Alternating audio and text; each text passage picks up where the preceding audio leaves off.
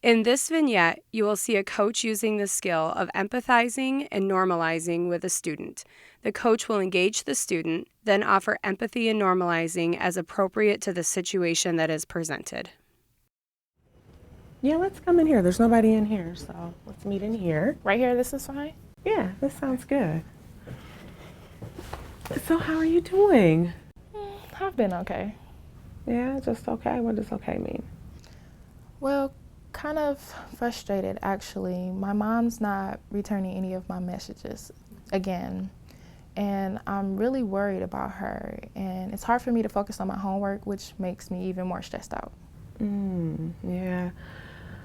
A lack of response to your communication can make you worrisome and make you really kind of worry about her well-being. Does that match how you're feeling? Yes, it makes me angry too when she does that. It's like she falls off the face of the earth. It's like she doesn't even want to make things better. But at the same time, it's like I still feel like I should take care of her. So the two pull me in completely different directions. So getting your hopes up about talking to your mom and communicating with your mom and then being let down by her non-response can be really frustrating and maybe create some feelings of anger. When I kind of reflect on what you've shared with me about your relationship with your mom, I remember you talking about good times and memories and the not so good memories. And the good memories were filled with things like you and her having fun together and laughter. And the not so good memories were really about you having to worry about yourself and your own well-being and maybe even take care of her sometimes. That kind of relationship with your mom can maybe leave you a little confused. Yes, I've had some good times and I've had some bad times.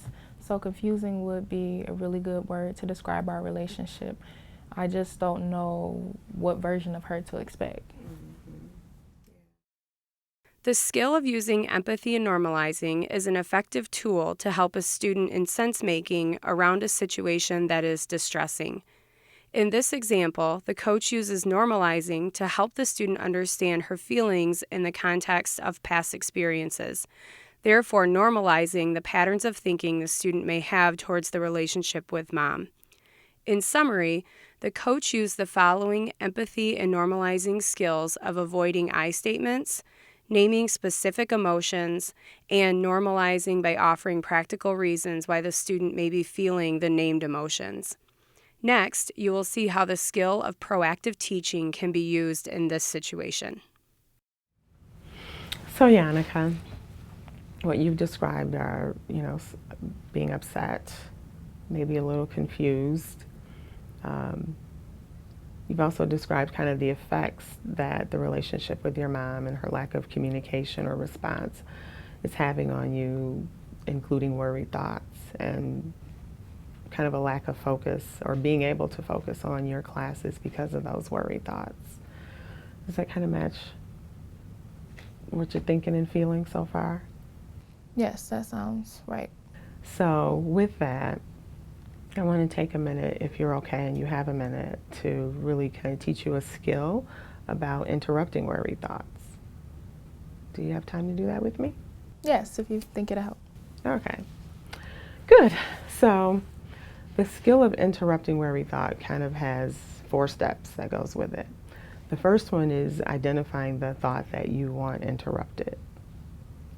And then the second part of it is really kind of giving yourself a word or phrase that helps you kind of interrupt the thought, like stop or pause, that you can say out loud or kind of with your inner voice. So then next, you'll intentionally think of a happy thought, kind of like a happy place to go to.